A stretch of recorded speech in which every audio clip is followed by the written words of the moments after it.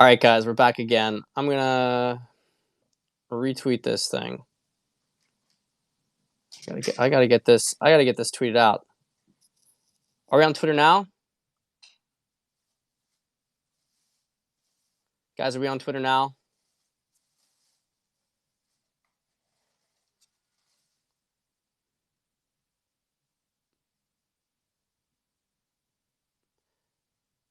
All right, cool. Yeah, so guys, just as I was saying, we moving out of New York gradually. Uh, I've got another long weekend there, early December. My wife maybe as well. And after that, I mean, we'll be back in late January for like a long weekend with the baby. But we're pretty much done with our New York experience.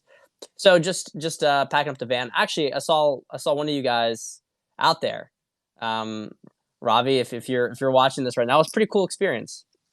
That was cool. He caught me in the parking garage as I was getting the stuff out. So we're starting to get noticed. We're starting to get noticed. But let's get ready to dive into this. So we'll talk about the wine. So this is going to be some good wine today. All right. We are doing some Sicilian reds. All right. And we're going to be doing the east part of Sicily. So this is Benati, Etna Rosa. This is one of the more, this is classic, guys. And I'm going to show you just how classic it is when I go down here to my book. We got Benati right here. So this is one of the producers that's bringing the fire. And this wasn't cheap. This was easily a $40 bottle of wine. And then we have over here, we have Faro, which is from a little bit to the north of Etna. Faro is from around Messina. Okay, Messina, which would be the famous city where you have the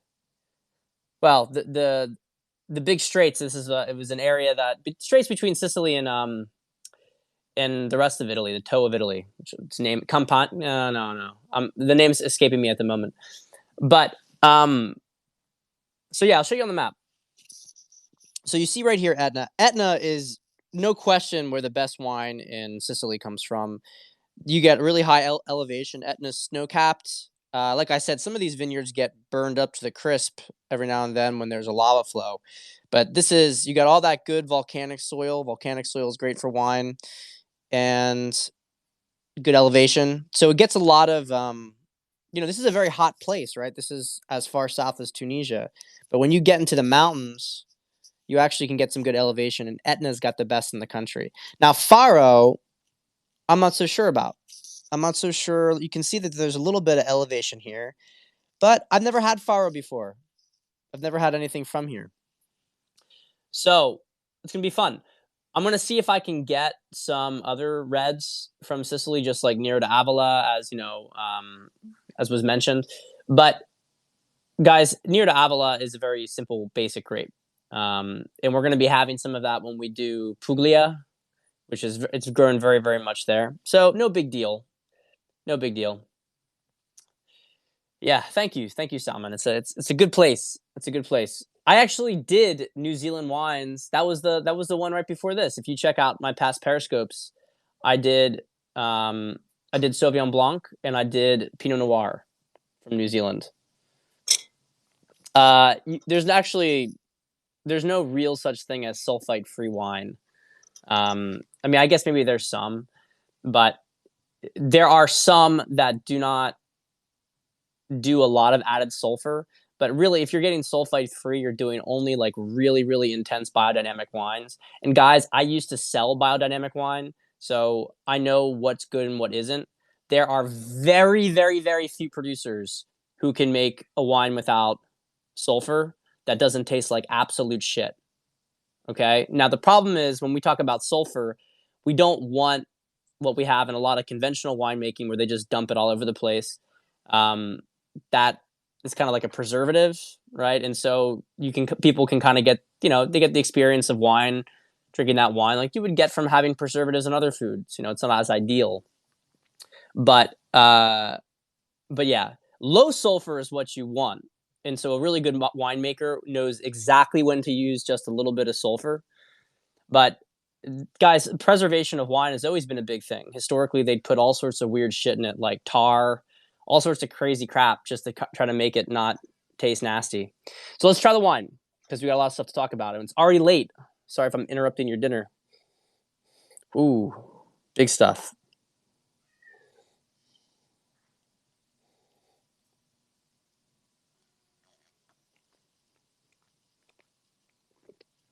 That's a really good wine.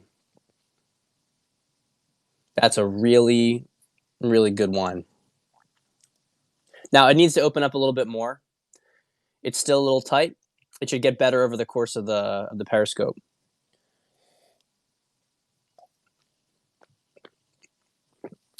But it's really good. It's really good. You get the oak there. A lot of like mm, I guess it's kind of like it's more of like a mouth texture. It's very woody. Do any wines use aluminum as a preservative? Well, if you get canned wine, then you're getting some aluminum in that. Yeah, see, this is very drying on the mouth. That's partly the tannins, but it's also just because the wine's tight. So you can feel beneath this wine an incredible amount of complexity. Like you would be getting, like there's nutty aromas, there's cherries, there's leather. I mean, there's a lot of stuff going on in here, but it's really suppressed. So it needs a little bit more to open up. The wood itself really comes in. You feel it all across your mouth and you taste it. Now let's see the Faro. The color of the Etna Rosso, as you can see, it's that's the wrong direction. It's not super dark. It's not super dark. It's relatively clear wine, which I like these kind of wines. I'm a big fan of that. That's why I like Etna Rossa. But let's see the Faro here, right? So the Faro is even a little bit more light because this is a fuller glass, and look, it's even a little brighter. So the Faro is my guess. This is going to be a good wine, but it's going to be even a little simpler. Actually, this is really good. This is really good too. This wine, see, this wine almost tastes like it's organic. I've had a lot of organic wines that taste like this. Let me see here. This reminds me of a Grenache. But I think that the varietal is something very. Yeah, I don't know what the Nerello Mascalese. It's a very local grape, no big deal. Very simple grape. Kind of reminds me of Grenache. It's kind of interesting. So, guys, let's check this list here. We got a lot of stuff to talk about. We got a lot to talk about today. Let me see.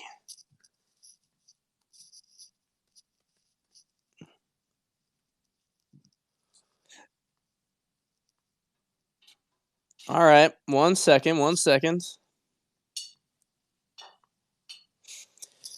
So, I titled this about Georgia because Georgia is the hot spot at the moment. Okay, so if you look at some of the things that, and guys, don't worry about that. Like, I don't know anything about Bovada, but don't worry about this stuff. If they want to be stupid, okay, I want to say this to people, you bettors out there. If they want to be stupid and they want to settle bets ahead of time, that's fine. They can settle those bets early and then they can lose money. Okay, it doesn't matter.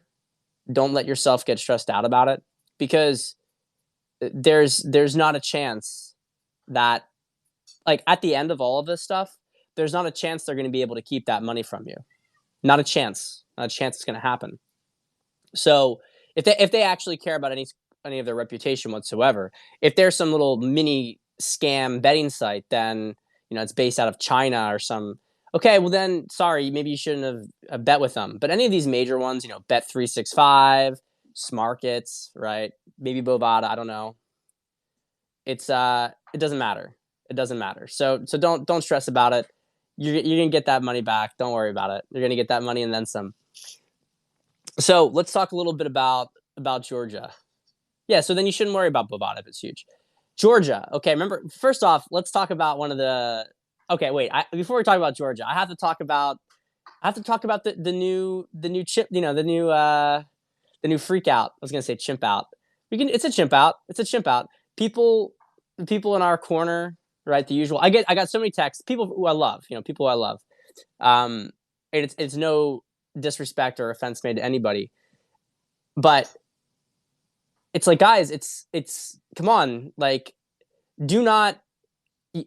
Please just wait. Please wait a little bit. Please wait a little bit before you jump to conclusions about these things. When I saw this stuff, and I have to tell you guys, I was out with Goldman. I just finished having a couple beers with Goldman. Amazing guy, by the way. He's coming back big. He's coming back big after a long period of deep work. Going to be leading the New York Renaissance next year. It's just absolutely amazing stuff. Amazing stuff. But I get out of my meeting with Goldman, right? Our little chat, and I check and I see that all this stuff that Trump's effectively conceded, and I'm already like immediately, hey, like there is no way, there is absolutely no way that Trump conceded. That's when they said Trump effectively concedes. So I'm like, let's read the fine print here. Okay, it's a news article. Let's read the fine print. And what is it? What is it? As usual, he allows the GSA, GSA General Service Administration, which deals with the presidential transition, to come in to basically says the GSA that the GSA is going to start the transition for Biden. Okay, and so if you read this at first blush, I get it, and then they frame it. It's like, well, if Trump's allowing the transition, then that means he concedes. Well, again, read the fine print. First off, and I want you guys to understand this. This is very, very important to understand. There is no chance of Trump conceding, and I'm going to tell you why there's no chance of Trump conceding. Okay, there's a couple of reasons why. First off, Trump won the election, and he knows he won the election. So why would he concede? Okay, why would a guy whose entire life has been based around winning? Why would he concede? Why would he do that? Trump. And second off, okay, even if you don't want to believe anything good about Trump, even if you're brainwashed and brain dead, and you think Trump is, yeah, well, exactly, that's what I'm getting to. Even if you think that he doesn't care at all about any of us, and it's all been about him, Trump can't concede because they will literally destroy him and his family. They'll throw him in jail. They will make him an example. They'll probably find some charges to execute on. I'm not joking about that, by the way. This is really like an all-in game. Okay, it's an all-in game. There's no more like, hey, we're gonna work together after this. It's zero sum. The winner takes all. The loser dies. Okay, that's literally how it's gonna play out. So Trump's not gonna concede because Trump doesn't want to die, doesn't want his kids to be disenfranchised, it's just fucking obvious. So please understand that they're lying to you all the time. They want to lie to you all the time. I literally felt zero energetic shift whatsoever when I saw this. This is how weak it's gotten, to be honest. But your grifter types, and I don't want to spend too much time on it, you know who I'm talking about, but they, as usual, use it as an opportunity to tell you that it's over for Trump and it's time to give up. And the reason I want to emphasize, I tweeted out today, I want to emphasize it. You have to make sure these people do not have a future. I'm not talking about like ruin their lives or anything. But I mean, like, you need to make sure Cernovich, Laura Ingraham, right? You need to make sure they do not have a platform anymore. After this is all over, you need to make sure that they are so humiliated and shamed that they have to find a completely different profession because they have no right to continue to even be a remote source of authority on these matters. It doesn't matter. It doesn't matter. I mean, Tucker, you saw how much goodwill Tucker built up over the years. Tucker, like, fucked up a little bit and skirted the line a little bit, messed with Sidney Powell. And I wouldn't say Tucker's career's over, but he's got to do a lot of stuff now to repair his reputation. Okay? A lot of stuff to repair his reputation. And morale at Fox should be super low because this is what happens when you make a deal with the devil when the devil's getting destroyed. Okay, you wanna like honestly, I don't I don't look. I'm not anti Tucker or anything like that, but I want to make a point here. People said I've even kind of mentioned it myself, frankly, that Tucker, he's got a good gig. He's got loyalty to the company that kind of took him in after a lot of shit in his career happened. And, I get all that stuff. I get trying to like work within the organization. I get all that stuff. I don't think that he needs to touch subjects he can't touch. I don't think he has to do that. Right. I don't think he has to do that. Um, However, if the company's telling you you need to lie to your audience, have a bit of fucking integrity. I don't know if that's what happened, but have some fucking integrity. Because you know what he could do? He could go on, he could go on air and he can say, my organization wants me to tell you this isn't happening. It is happening. And this is my last show. And he can go and say that, and he would be an American hero. Be an American hero. He would have no problem. You gotta think long term here. I don't have any like time at this point. It's like you can't hedge anymore. You're all in. And I think a lot of the people who hedge in the journalist class, so, Tim Pool's not necessarily on our team anyway, but I have nothing against Tim Pool. He's done good reporting. He's been out on the ground. You know, there's I have respect for that. And he's tried to report what he sees. But the thing is, these guys don't pretend that these guys have any big picture view. This is what has to be understood here, okay? There are a lot of people, if you are, think about this for a second. You are on the ground, you're seeing crap constantly getting thrown at you. You're in the phalanx, right? And you're getting thrown back and forth. You have no perspective on the larger battle. You have no idea of what's going on big picture. Yeah, he's not a nuanced thinker. I don't really think he's much of a thinker at all. And to be fair, a lot of reporters don't need to be thinkers. As long as they can, there's a class of reporters, of which I think Tim Pool is one of them. Tim Pool is somebody who wants to go on the ground, he wants to be in with the action, and he wants to report what he sees. He's kind of like a combat reporter. And I have respect for that. I had a friend back in the day who was like that. That's a very, very, that's a very big skill set. Okay, that wouldn't be my skill set. I wouldn't be great at doing that. But you can't. But they can't see the bigger picture with these things. They're very, very sensory oriented. They don't have a very good intuition. Okay, so that's all right. That's all right. Different strengths. But I want you guys to understand who you should look for to. This thing happened, and I want evidence. I want to hear the story of this thing that occurred, and people who are commentators and have a big picture overview. Tim Pool has no big picture overview. Most of those journalist class have no big picture overview. And Cernovich is kind of the worst of it all because he's not on the ground, really. And he has no big picture overview. It's just a hack. So let's go back to Georgia here. So, I wanted to finish the GSA thing. So GSA thing. So the GSA, okay? Or the GSA. As you guys said in the comments, some of you guys said in the comments, the General Service Administration, okay, there's a couple things with it. First off, there are reporting requirements for any money to get released. Cernovich, I just want to say this. Cernovich had credibility from 2016, okay? He has spent the last 4 years burning that credibility and burning trust. I've gotten some crap from, people who go back like we all did with him. But I have to just say it. I mean, I've talked about it on the Periscopes before, but I have to say it today publicly. I think it's important to say because now he's literally telling people to give up. And I'm sorry, fuck you. I'm sorry, fuck you, Cernovich. Go fuck yourself. Get the fuck off Twitter.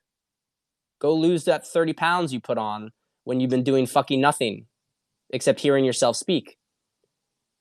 Not cool. It's not cool. It's not cool. It doesn't matter what you did. Okay? Just because you have a certain amount of goodwill from things that you did, but that if you then stab those people in the back, eventually, it has to be acknowledged what's going on here.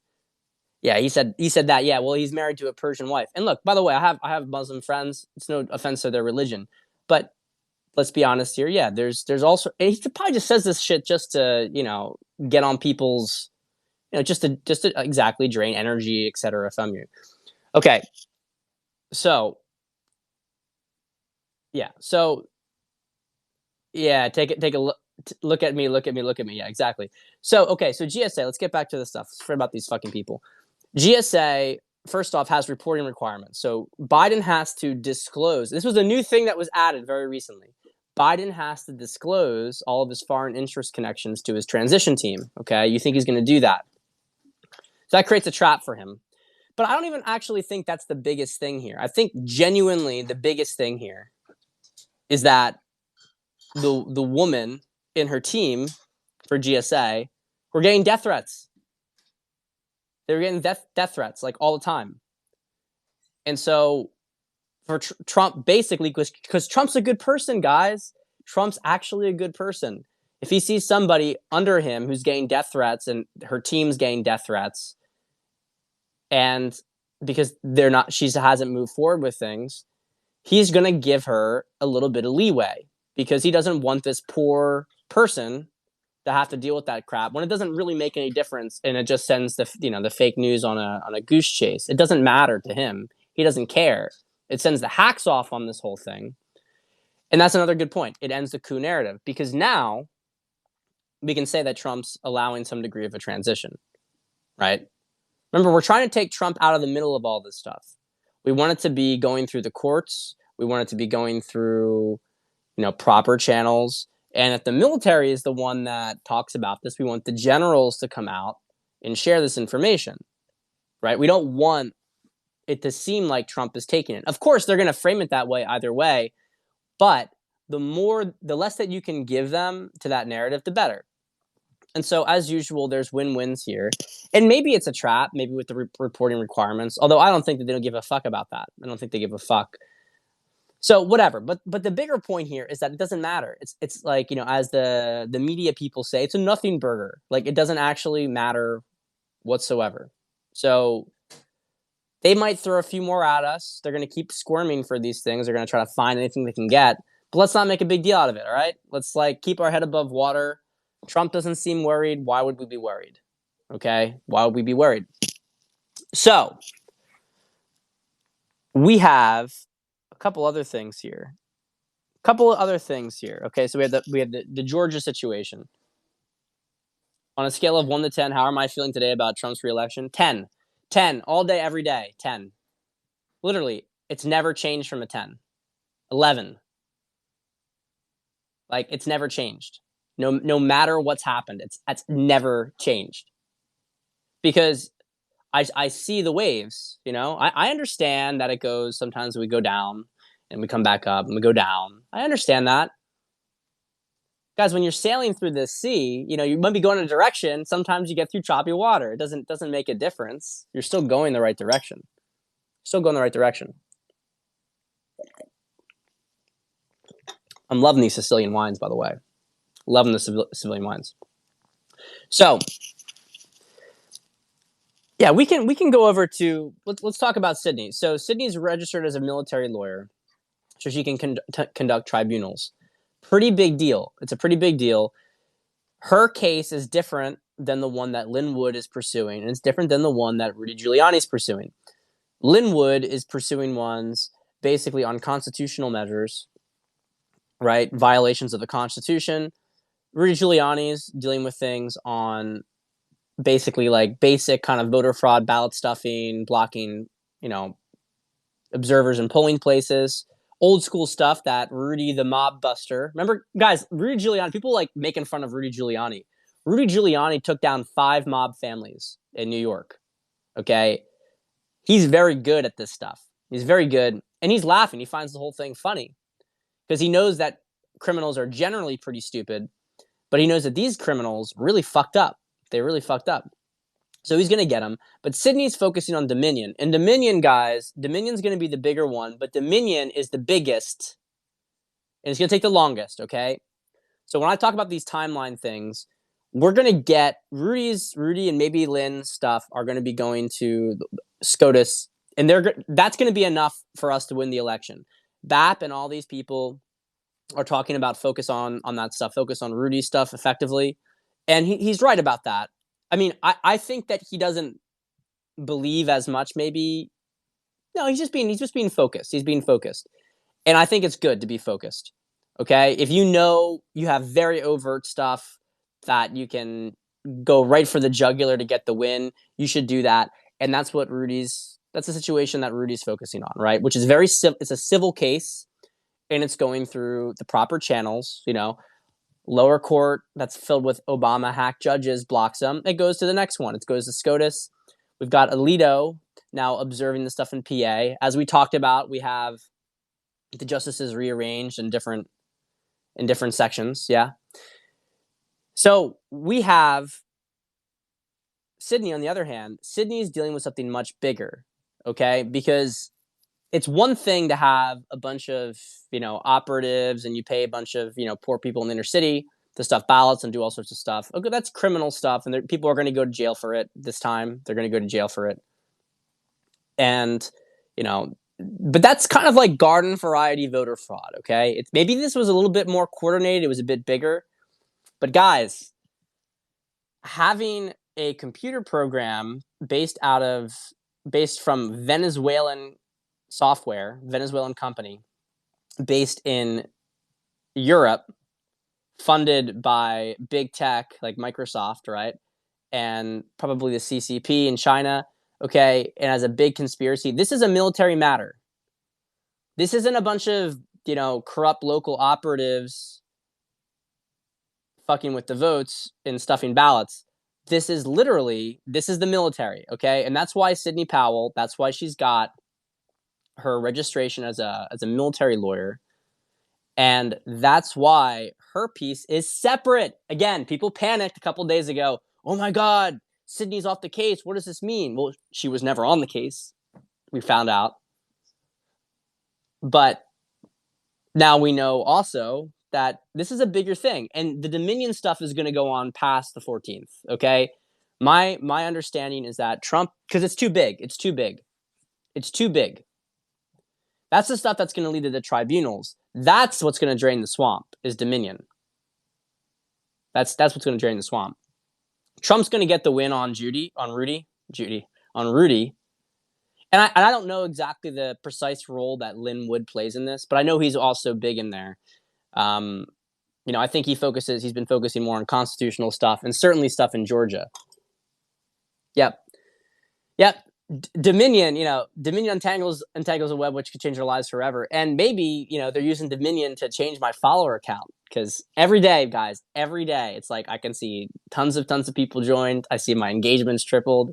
And then, by like afternoon, if the count had gone up in the morning, it drops back down again. They keep changing my tallies.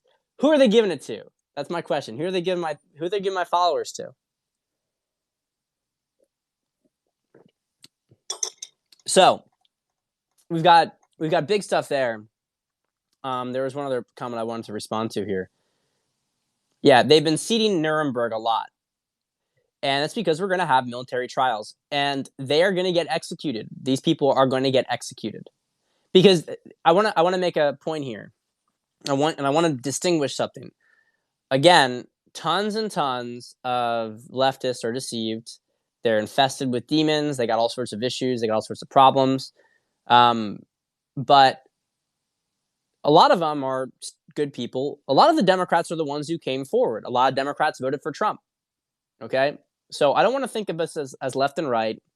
And there are a lot of people who are deceived who will wake up by the end. Okay? We need to distinguish them from the two other groups, right? One of which is Antifa, which are demonic scum, and they will be obliterated. Okay? They will be obliterated if they try anything. Hope that they surrender and give up, because they've been saying that if Trump doesn't concede by Sunday, they're going to go to conservative areas, they're going to block traffic, they're going to be armed. Hey, good luck with that. Good fucking luck with that. Good fucking luck with that. I'm serious. Good luck going to these conservative areas and doing that. Because if the National Guard doesn't take care of you, I guarantee you Hey, head outside of Philadelphia and Pennsylvania. I guarantee you, you're not going to have a good time if you try doing that shit. Not going to have a good time. So we got that situation, and then the leaders, they got it like mid level ones can go to jail for life for 20 years, whatever. The ones at the top need to be executed. They have to be executed. They're completely unredeemable people. They will never ever turn to the light, and so they need to be put on as an example. First off, but second off, they need to just be removed from this plane. They are not part of the new Earth. They can't be here, and we need to get rid of them in order to build the new Earth. Right? They need to be banished, so to speak. That's going to happen. It's all going to happen. Mark my words. It's going to happen. The crimes, and honestly, what the justice system will do to them, what the military tribunals will do to them, is going to be good. It's going to be a lot kinder than what the population will do when they find out what happened. Right now, we're at a majority of the public believes the election stolen. 70% of Republicans, 30% of Democrats. Okay. We're in a position now where there's no going back. There's no going back. They can't. That's the thing. When you have that much of the population that believes the election's been stolen, there's no way forward for Biden. Already, there's no way forward for him. And I want to make another little point here before we move on to the next topic.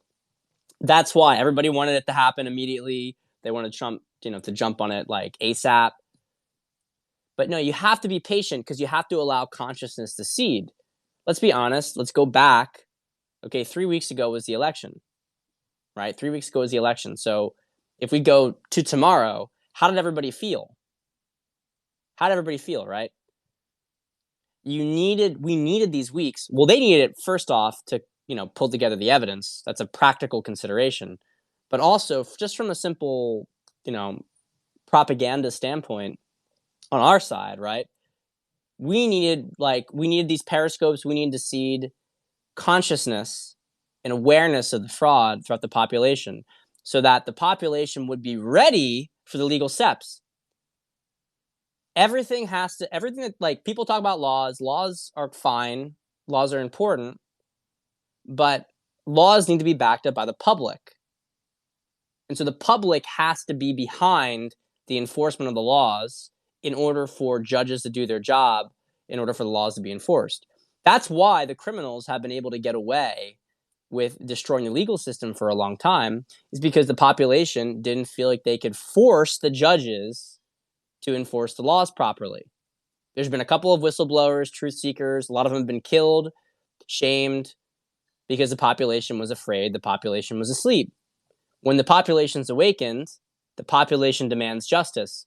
And the judge understands, even if he does have pressure on him from the cabal, that, well, he's got pressure on him from the population, and that's a lot more scary than anything the cabal can throw at them. That's where we're going right now. Those people are going to be very, very lucky to deal with military tribunals because the population would do terrible things to them. Terrible, terrible things to them. So we're doing well. Now, let's talk about some of these stop the count stuff just in Georgia. The recent stuff in Georgia. Okay. Looks like Governor Kemp is taking the deal. Looks like he's taking the deal. It was always clear that the Secretary of State was the lead on this. Secretary of State's done. That guy's done. He's totally fucked. And Lynn Wood says he has recordings between him and Hillary talking about how to delete evidence. I don't even know how much that post was tongue-in-cheek because it seemed a little bit on the nose. But, I mean, the point is him saying that indicates that he has, my point here is to try to take him literally or figuratively. He has evidence that the Secretary of State has been trying to destroy evidence, right? That's pretty huge. The governor seems to have backed off with the legislature that's now put the pressure on that. And credit goes out to everybody who called those offices. Ali stopped the steal from getting out there, putting pressure on them, making sure they understood. This is the big thing. And I want to make another point here about these people in the Republican Party who are obsessing right now about you got to support the Senate seats. Look, if I was in Georgia, I'd 100% vote for these senators, right? Even though I don't know much about Purdue. Loeffler is like worth $150 million. I mean, I don't think that this is like the cleanest person out there. If there's anything wrong with having money, but she's been involved in these kind of circles. But here's the thing: why are we talking about this right now? Why are we talking about it? Why are we talking about the Senate seats in Georgia?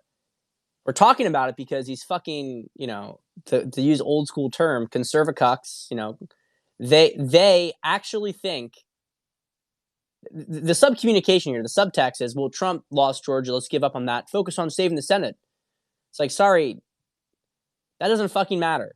First off, doesn't fucking matter because that's a mirage. Okay, they're not going to obey laws. But second off, why like you think that we're going to get up and fight for these Senate seats when you're giving up on Trump? Like, it's so putting the cart before the horse. And these people are defeatist, or they're paid to be defeatists, where it's so obvious, like, let's go and actually deal with the presidential election. The Senate primary, the Senate runoff doesn't happen until early January. So why are we talking about that? If we get Trump in, you better believe that Patriots, the Republican Party fights for Trump, you better believe they're out there to vote for them in the Senate. But if they just give up, what do you think? Like, they have no awareness of how consciousness has changed. Like, there's no way that anybody's going to care about this stuff. And I think Ali was, unfortunately, they tried to team up on him. Like, he's saying don't support the Senate seats, which was just like gaslighting, really. Like, I hate these people in the Republican Party, and I want them out. I want them out. I want the swamp drained on both sides of the aisle. I want them out. I didn't hear anything about Thomas Crown. I don't even know who Thomas Crown is, but I know the name. I know this is a joke. This is a joke. Melania gave up on Trump, and Trump also gave up on Trump. I'm just gonna block this because it's so fucking stupid. All right. So let's see what else we got here. A couple things. Frankfurt internet traffic hit a record high on election night. They were not expecting it. And humbug. Yeah, he's gone now. He's blocked. So Frankfurt internet traffic spiked. Okay, Thomas Wichter had a couple things about how he thought that Trump intercepted the actual vote totals getting sent to Frankfurt. If all of the voting information in the United States was getting sent to Frankfurt, seems like that from the internet traffic, pretty big deal. We know now that the CIA had a safe house. That basically that the consulate in Frankfurt was a CIA-run area. And guys, by the way, the State Department in general is pretty infiltrated with the CIA. Now, that's mostly like a professional thing because it's a safe haven for your spies. Every country does it around the world. But certain offices, certain consulates are way, way, way, way more, let's say, infiltrated than others. So the Frankfurt one was a really big, dark side of CIA. Because apparently, there's like 80 and 90% of the CIA is good or whatever. So we hear. I mean, I believe it. I believe it, to be honest. But I just don't really have a lot of respect for people who work under those kind of conditions. But, maybe they've been working behind the scenes helping the White Hats. Trump's infiltrated quite a bit. So I want to keep going down here. Some more stuff about Sidney Powell. I forgot to mention. Okay. So I'm CIA, right? I mentioned this before, but honestly, like I was at, like, I don't deny it at all. I was at CIA sort of recruitment meetings. I was at that. I never went forward with it. I did work in private intelligence firm after college. I do understand how this world works. I didn't get into it though because I actually thought that they were doofuses, to be honest. There was still part of me that kind of considered it later on, but it's not It's not what you think it is. Like, most people are not caseworkers. They're not caseworkers, guys. They're not like there's a small part of the CIA that recruits from very rugged people who basically recruit agents. Okay, that's a clandestine service. That's what I'm looking for. Clandestine service. And then you have the ones who are basically analysts and they work and stuff, which would have been probably where I went. But the thing was, as time went on, it just became more and more apparent that um, it was bullshit. Bureaucracies are bullshit. I'm a CIA relationship officer, right? The reason I understand this stuff is because of subcommunication. Like, I can understand when somebody's lying very quickly, partly because of stuff I think I'm gifted at. But guys, dealing with women, I know when people are lying. Okay, I know what subcommunication is. Like, my expertise, because I go very deep into the reasons for these things. It's it's it's really like obvious when people are lying, and I'm actually surprised, to be honest, why so many people who are allegedly doing stuff with women, allegedly dating women, right, don't seem to understand when they're being lied to and gaslit. Like, I guess you guys got to get a little bit more experience with women, because lying and gaslighting is what a lot of women do. That's what an unhealthy woman will do, that till the end of days. You can really look at things right now in this country, and I hesitate with making these kind of analogies, because the reality is that in some ways, Trump's Team Trump, has women more stalwart supporters than ever. There are tons and tons of women on Team Light who are 100% on board with Trump, right? They see him as the heroic masculine. They see him as, daddy. No, I'm not trying to sexualize it. They actually admire him. They have good relationship with men. They're happy to see masculine energy again, right? But I think we can say, as a general point here, what the cabal's been doing. I mean, the conservatives in the country, the patriots. I think it's better to say the patriots in the country have been completely just. It's like they're a battered husband, right? It's like they're battered husbands, and they're dealing with this borderline personality disorder woman. I got an email from somebody. He wanted he wanted me to write an email about it. I don't do political stuff on my email list, for a couple of reasons, but also because, for the short time being, I still use Mailchimp, so I got to get off Mailchimp first. But very, very relevant here. Yeah, like they are. It's like borderline personality disorder. That's what it's like. It's like dealing with a borderline personality disorder woman who continues to gaslight you, who continues to make stuff up about you all the time. Did you hear what Cuomo said recently? Cuomo said to the sheriffs who wouldn't enforce his edicts that they were like dictators. I mean, you can't make this stuff up.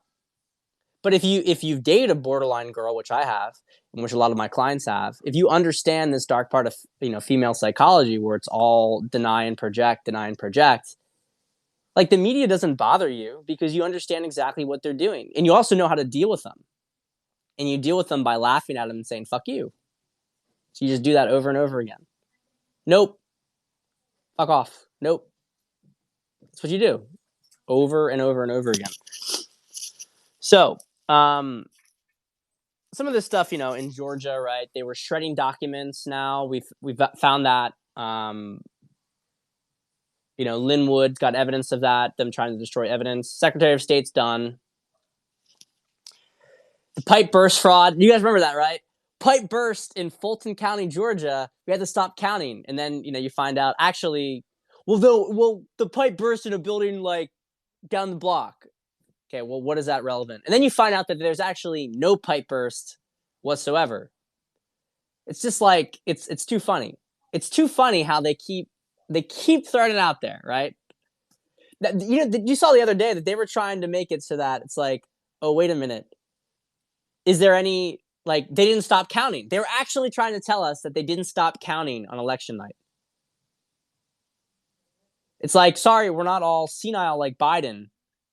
Like, that was only 3 weeks ago, guys. Haven't forgotten that yet. Haven't forgotten the fact that, like, you're not going to convince a couple, 50 million people that didn't happen.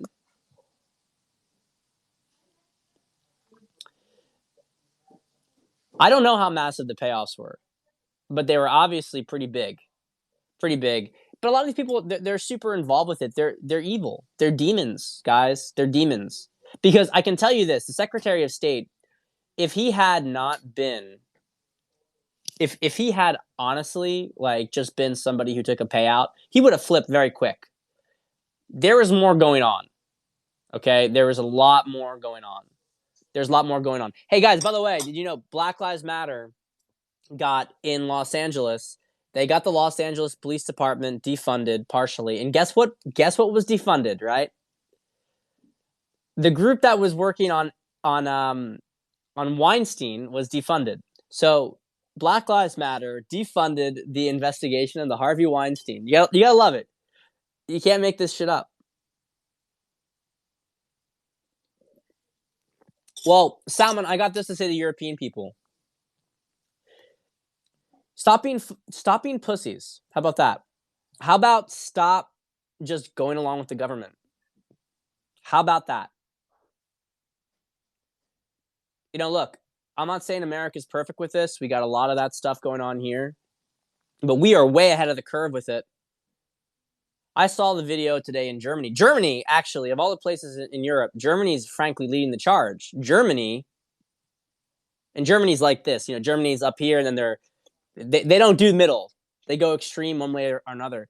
They're firing water hoses on people in Germany right now who are protesting the lockdown measures. Why can't you guys do that across the continent? Just say no. All you have to do is say no. And it is starting, and it's going to happen more in the spring. Let's be honest here. That's when people are going to fully wake up. It's the third wave. But I don't care about, like, I don't, people make their own bed. Okay? I have not allowed the lockdown to affect me. If the lockdown did start to affect me, I would act differently. I don't wear a mask out in public. I don't do it. I'll wear it briefly in restaurants. I'll kind of maybe pay brief lip service towards it. Depends. Kind of depends on how I feel in the given moment. Sometimes it's just not worth it. And I also understand these are private businesses. But anybody tries to tell me, like, don't wear a mask on the street or I have to do it outside, I'm not doing that. I won't do it. I won't do it. You can arrest me. You're going to tell me I can't see my family? Fucking arrest me. Go ahead and do it. Go ahead and do it. I don't care. I'm not going to pay the fines. Keep racking them up if you want to do it. I'm not taking it. I won't take it. Okay? I'm not doing it. I won't do it. And you have to do that too. Police come in, knock on your door, and they say, sorry, you're not allowed to be saying these things. Fuck off and arrest me. Go ahead and do it. Go ahead and do it. I'll film you arresting me. I'll post it on Twitter. More people will do it. That's the way it happens. They're done. They're done. Which actually brings me to a next segue, and I don't want to get to. I want this to be construed correctly, okay? I don't like all this anti-police rhetoric. I got good friends who are police. I got a very good friend on here right now who's watching this, who I know is police, right? I know he's watching this right now. Okay? Two things. First off is that these people will be the first to admit that a lot of cops are stupid and that a lot of cops are in their jobs because they were bullies before and they want to be in a position of power, right? They like the fact they're very, and even if they're not on that, even if they're not to that extreme, at the very least you can say that they are very, very 3D and focused on authority, okay? They don't care about the law. They care about authority. And so they interpret themselves in their position as authority, and they interpret their captain or whatever as authority. Okay, this is not the majority of cops. It's not the majority of cops, but there are many cops like this. Okay, and so we have to be nuanced about this stuff. There are some problems with policing, mostly because of these bad members and because the police departments protect them. But you need to make cops understand. I would recommend being patient with them, but also being firm that their job, their law, their authority comes from the Constitution fundamentally. Their authority, they are there to protect the population of the United States. Okay? They are not there to be the boot on the neck of the population of the United States. And that needs to be put forward to a lot of cops. It needs to be put forward. I don't believe in blind support of anything. I don't believe in blind support of Trump. I mean, the only reason Trump has so much support from me is because I know at this point who he is. An individual cop, I know who he is. But don't tell me to like generalize support for an organization, because I know tons and tons of corrupt stuff.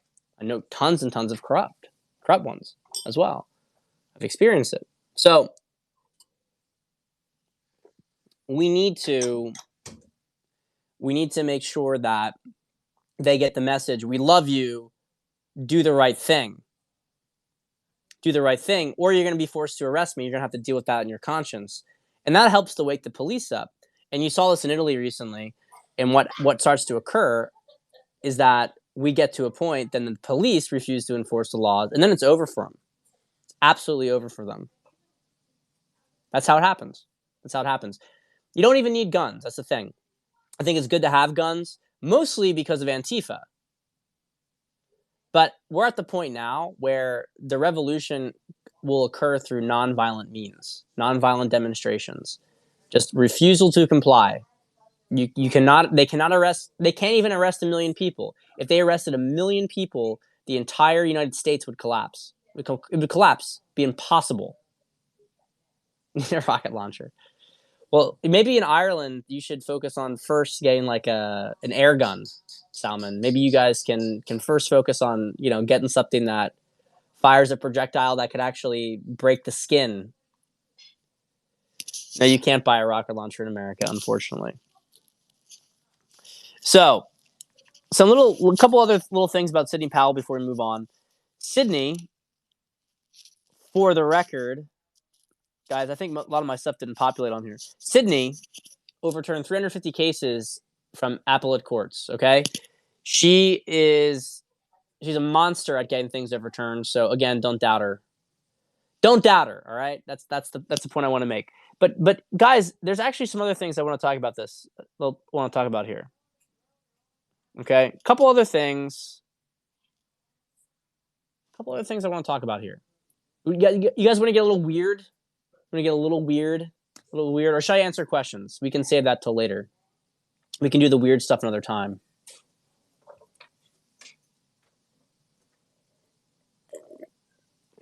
I'm not worried about it. Guys, I'm not worried about it. With predicted, I'm not worried about it. I think that they're closing smaller markets. They haven't closed anything with Trump and Biden. Salmon, yeah, I would add it. I would add it. Hey, but I know you're a little overextended right now, so. All right. So some weird stuff. I have told you guys from an energetic perspective.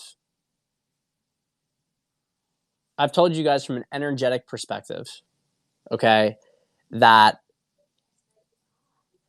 we are in a position, that Trump's going to win, that the new world's coming. But how did this happen? Okay, how did we get to this point? Why did the timeline change? Why did this stuff shift? Now, if you go down this rabbit hole, there's a lot of stuff that you just can't fully confirm it. You can't fully confirm it. You have to really start to use that 5D intuition. But there is enormous crossover. Details, there's some confusion, but there's enormous crossover on the big picture here, okay? This planet was okay. Let me start over. Have you guys? Yeah, I know you guys love this stuff. You love this stuff. Have you guys ever wondered why there's an asteroid belt between Mars and Jupiter? Have you guys ever wondered why Mars? There's evidence of it being like a very healthy planet, and why it died. Have you guys wondered about this? You haven't wondered about it. No one's. Salmon didn't wonder about it. We're talking about Tiamat. Talking about Tiamat here. Yeah, Tiamat was a planet. Tiamat was the prior Earth in the solar system. Okay, and Tiamat was destroyed. It was destroyed in prior conflicts. Okay, this is not what's going on in Earth is very important. It's very important, but let's not pretend that we are the only place. This is a place that they have fought over. I'm a Christian too. Okay, I'm a Christian too. I have a very very close relationship with God. My entire house is covered with crucifixes in each direction. Okay, so but I keep an open mind about these things. Tiamat was a planet and it was destroyed. Okay, it was destroyed, and the destruction of Tiamat also messed up Mars big time. It messed up Mars. It broke off. It destroyed Mars's magnetic field, blew off most of the atmosphere. Earth, and I'm not entirely certain about the exact structure of Earth prior to this, but I do know that a lot of the stuff from Tiamat, including the water, fell on Earth, which is there's some arguments that this was the flood. There's some arguments that this was the flood. Again, you have to hold this stuff lightly, be curious, but there's some arguments that the flood was actually all this water from Tiamat that fell onto the planet, okay, and flooded the Earth. I've heard more benign things like a meteor hitting the ice field and that getting melted. It's really tough to say, guys. It's tough to say. So,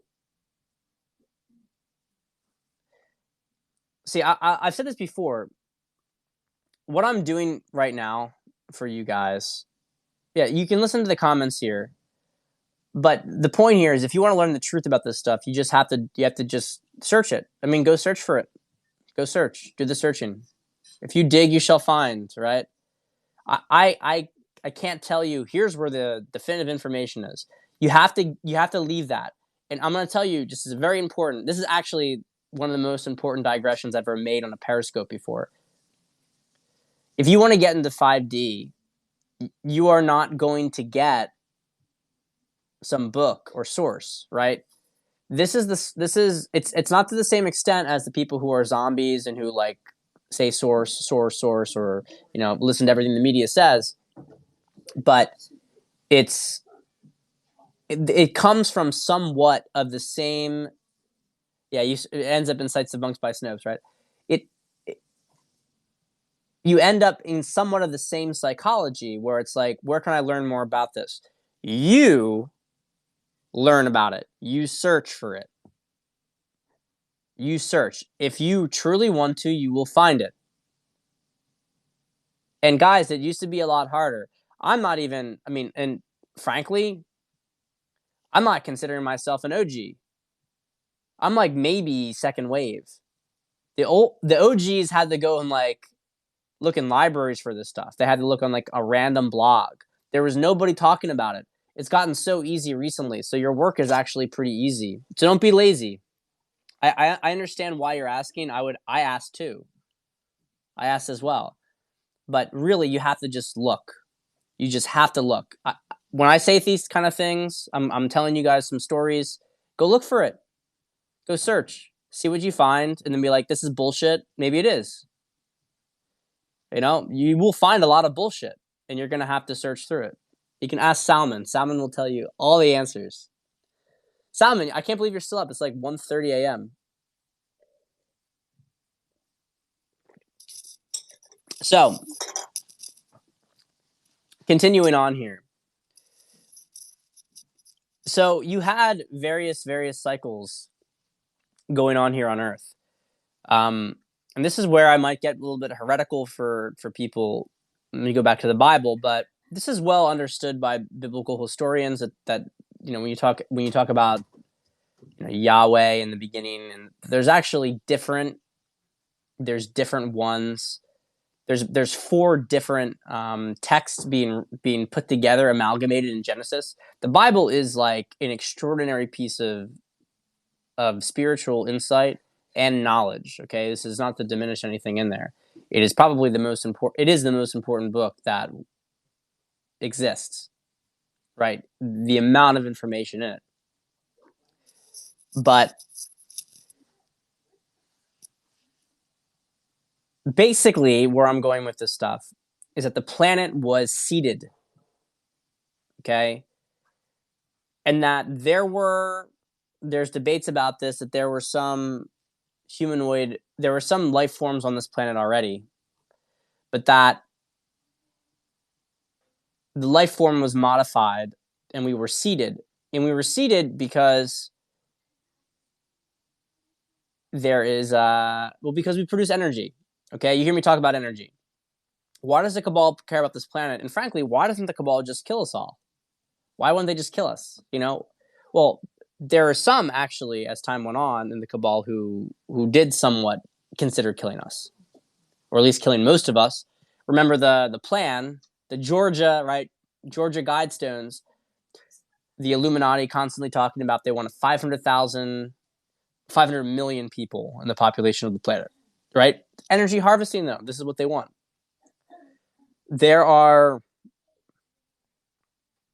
We create energy on our own. It's known as loosh, okay? And so a lot of the sort of fear news cycles, one of the reasons why, people like Cernovich piss me off is because I understand the loosh harvesting, that when they create an energy rise and they harvest it, right? It gets harvested. People who are more advanced, entities that are more advanced, will channel that. They'll take that loosh, and apparently this stuff is traded on intergalactic markets. It's valuable stuff. So literally, we are cattle, or at least we were cattle. They used us like cattle. They bred us. They slaughtered us when they needed to. And there's different kinds of loosh, right? There's a lot of, if you want to get a real high, if you want to get your cocaine high, that's when you kill children and you torture children. That's where you get adrenochrome, right? Which is a physical manifestation of that, a physical representation of it. But, there's other different energy that's harvested from the population. But if you allowed the population to be free, then they wouldn't be generating all this sort of energetic swings that could be harvested. It wasn't good for them. They wouldn't be getting a good harvest. So that's why they want to keep us in a state of fear, because fear allows them to get more loosh. Well, look, yes, that is. I don't know if that's true, but I understand that. The comment was Cab, which is Cabamore, an account saying that they were sending children to evil ET on Saturn or whatever. Saturn was the basis of the Matrix, and you can really go down this rabbit hole. You can talk about how, God, I don't even want to. Here's the thing. It's like I don't. I'm trying to tell you about things that I feel like are good to seed awareness on this stuff, but I can't tell you every single theory here because there's too much. There's like way, way, way too much. There's way too much. There's way too much under debate here. But let me finish this train of thought. Okay, let me just finish this whole thing. So the planet was seeded. I've heard this described as the Abraxas family. They seeded the planet, and the way I heard it described recently was that it's like your garden, right? So people ask, like, well, why wasn't this intervened upon? Why was this allowed? And there's a couple more macro reasons for that, which we won't get into. But the fundamental thing is like, who can tell you what you can grow in your garden, right? Who can tell you what you can grow in your garden? So if they seeded the planet, then they can use us as they want to use us. If they engineered us, they can use us as they want to use us. Now the problem is that, and they had different people to enforce this stuff, and then you have, this is where you get into the stuff when you talk about the parents, and you talk about the coven for beneath that, and then you go beneath that, and you go into all the families, right, like the Rothschilds, etc. Now, the big point here, okay, the big point here is that they did not, they were not, they had a contract for like a certain amount of time. And so one of the reasons that Looking Glass, everything started to fall apart, they couldn't see the future timelines, everything started to collapse on them, is because we, because they, how do I put this? A lot of the higher figures are gone. I'll just put it this way. I won't go into the rest of it. A lot of the higher figures are gone. Okay, most of the parents are gone. They've died or they left. They've been around for thousands of years. They've left. A lot of the gods we know of would be considered to be these people. Well, what do you mean by God, right? What do you mean by God? What do you mean when you say God? Because there's God, actual God, God's source, God, that Jesus was connected to, the Father. But then you also have God, which could be, depending, and sometimes even in the Bible, depending on what's being referred to. Actually, to be honest, the Old Testament God is not the source God.